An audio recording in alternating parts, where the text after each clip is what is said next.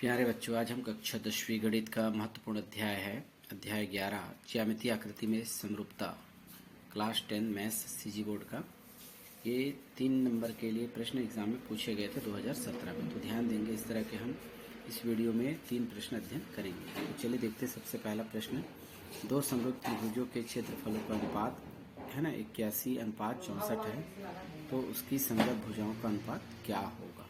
ठीक है, सबसे पहले देखिए दो समरूप त्रिभुज। तो हम दो तरफ समरूप त्रिभुज पहले से बना लिए थे ताकि समय की बचत हो। ए बी सी और पी क्यू आर, ये दो समरूप त्रिभुज है।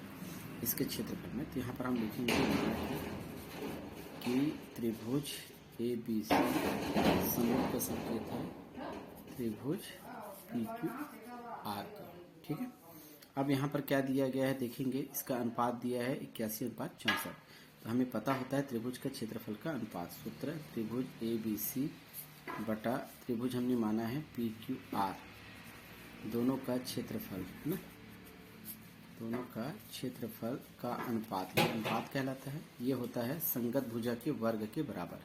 संगत भुजा मतलब ए बी का संगत पी क्यू होगा या बी सी के संगत क्यू आर, किसी एक को लिया जा सकता है। चलिए हम ले लेते हैं ए बी वाला, ए बी का वर्ग और इसके संगत होगा पी क्यू के वर्ग। ये फार्मूला होता है।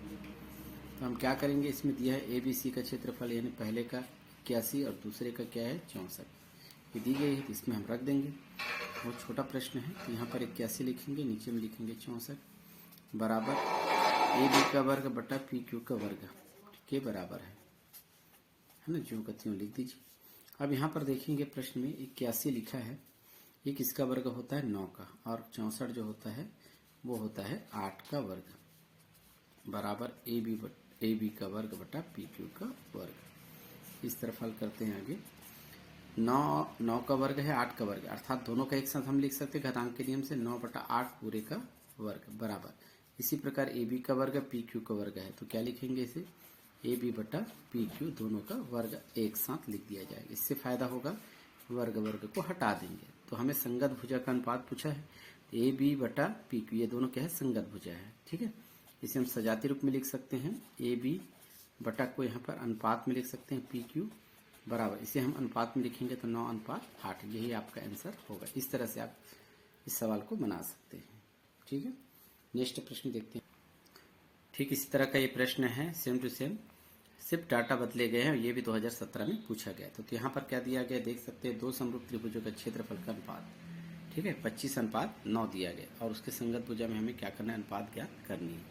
तो इसको भी इसी तरह से मानेंगे, माना कि त्रिभुज हमने ए बी सी और पी क्यू आर लिया है, तो इस तरह से लिखेंगे ए बी सी समरूप है त्रिभुज पी क्यू आर के। ठीक है, और हम जानते हैं अनुपात तो दिया हुआ है क्षेत्रफल का अनुपात, तो हमें पता होता है सूत्र ए बी सी का क्षेत्रफल बटा संगत भुजा इसका है त्रिभुज है पी क्यू आर का क्षेत्रफल, किसी एक भुजा के अनुपात है वर्ग के अनुपात के बराबर होता है। ए बी का अनुपात पी क्यू लिया जा सकता है, तो ए बी का वर्ग बटा पी क्यू का वर्ग है ना।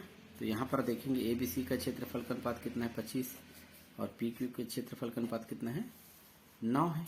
पहले का 25 दूसरे का 9, इसमें रख देंगे, यहाँ पर रखेंगे 25 और यहाँ पर रखेंगे 9 बराबर, इसे हम ए बी का वर्ग बटा पी क्यू का वर्ग। इस तरह से 25 किसका वर्ग होता है 5 का वर्ग होता है, 9 किसका वर्ग होता है 3 का वर्ग होता है। इस तरह से ए बी बटा पी क्यू का है ना, ए बी का वर्ग है और पी क्यू का वर्ग अलग अलग है। साइड में हल करते हैं, 5 का वर्ग है 3 का वर्ग है, इसलिए हम एक साथ लिख सकते हैं घातांक के नियम के लिए के अनुसार 5/3 पूरे का वर्ग बराबर। इसी प्रकार दोनों का अलग अलग वर्ग है, एक साथ लिख सकते हैं ए बी बटा पी क्यू का वर्ग। घातांक के नियम से दोनों घात बराबर है तो कट जाएंगे। ए बी बटा पी क्यू, इसे अनुपात में लिखेंगे तो क्या लिखेंगे ए बी अनुपात पी क्यू लिख सकते हैं बराबर, इसे हम बटा को अनुपात में लिखेंगे तो 5:3, यही आपका आंसर होगा। इस तरह से हम इस तरह के प्रश्न को हम आसानी से सॉल्व कर सकते हैं। नेक्स्ट प्रश्न, इसके आगे अंतिम प्रश्न देखते हैं, तीसरा प्रश्न जो 2017 में यह प्रश्न पूछा गया था। सेम टू सेम प्रश्न है, दो समरूप त्रिभुजों का क्षेत्रफल में अनुपात 36:16 है, तो उनके संगत भुजा का अनुपात क्या होगा। तो मान लेते हैं कि दो त्रिभुज है, आपके पास त्रिभुज ए बी सी है, ये समरूप है त्रिभुज पी क्यू आर। दो त्रिभुज बना भी लेंगे आप समरूप एक जैसे दिखने वाले। तो यहाँ पर आपको है ना क्षेत्रफल का अनुपात दिया 36:16। पहले का अनुपात 36 और दूसरे का अनुपात 16। तो हम जानते हैं, सीधा सीधा लिख सकते हैं, त्रिभुज ABC का क्षेत्रफल बटा त्रिभुज PQR का क्षेत्रफल। ये दूसरा त्रिभुज है आपका, बराबर इसमें हम कोई संगत भुजा लेते हैं। AB का अनुपात क्या होगा, PQ भुजा होगा। AB का वर्ग बट PQ का वर्ग। पहले का अनुपात कितना दिया है देख सकते हैं, 36 है। दूसरे का अनुपात कितना है, 16 है, बराबर AB का वर्ग बटा PQ का वर्ग। आगे प्रोसेस करें।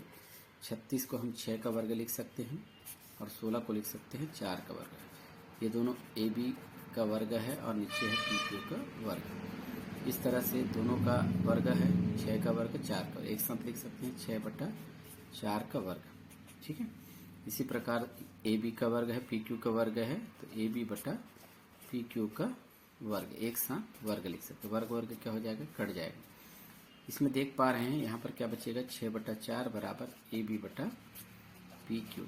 चाहे तो इसे आप और सरल कर सकते हैं, 2 दूनी 4, 2 तिया 6, यानी क्या बचा यहाँ पर 3/2। इसे हम सजाती रूप में लिखेंगे, बटा को हम अनुपात के रूप में लिखेंगे। तो AB अनुपात क्या लिख सकते हैं, PQ बराबर 3/2 को लिख सकते हैं 3:2।